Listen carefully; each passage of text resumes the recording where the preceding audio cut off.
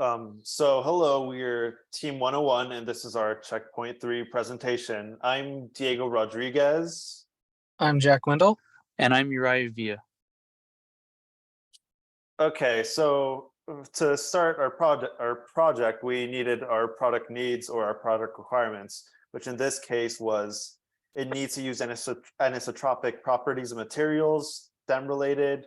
People should be able to interact with it. It should be for people of all ages, and of course, simple for everyone.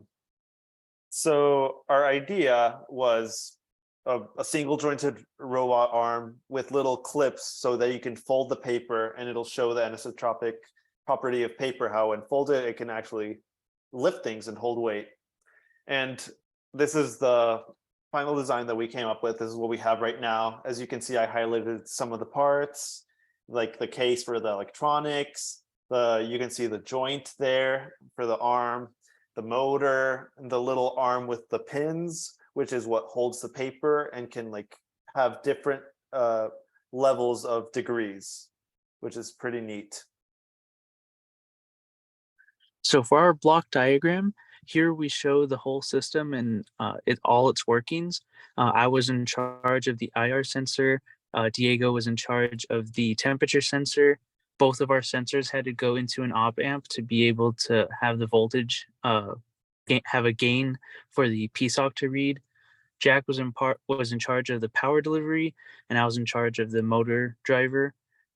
We also have the buttons that will have user input for how the system will operate. And for our hardware implementation, this is our schematic for everything in the system. We have the PSOC with the different pins that go to the input buttons and switches, the output LEDs, and all the inputs that go to the other sensors, all being powered by the power supply from Jack. And all of our sensors, the temperature sensor and the IR sensor, are fed into the op amp in the center, and we'll have a output voltage given back to the PSOC that will drive the motor to move up and down.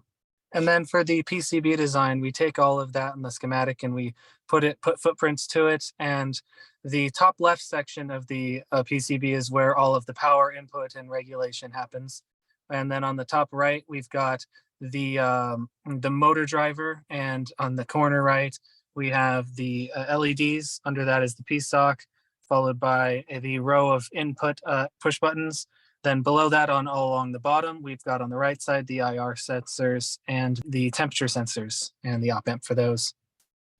And then in the software implementation for how all the code works, it starts in just a main loop that initializes everything. And then once everything's initialized and the temperature checks are done to make sure everything's safe, it then continues in a loop that just constantly runs all of the main code that just raises the motor, waits a little bit, and then lowers the motor again before going into a waiting period. Here's a short demonstration of our system working. Okay, we're ready. Alrighty. I will Tell flip the me switch. when. Okay. Here goes the 9 volts. And the 3.3. And it's ready. Go ahead and Now? press the button.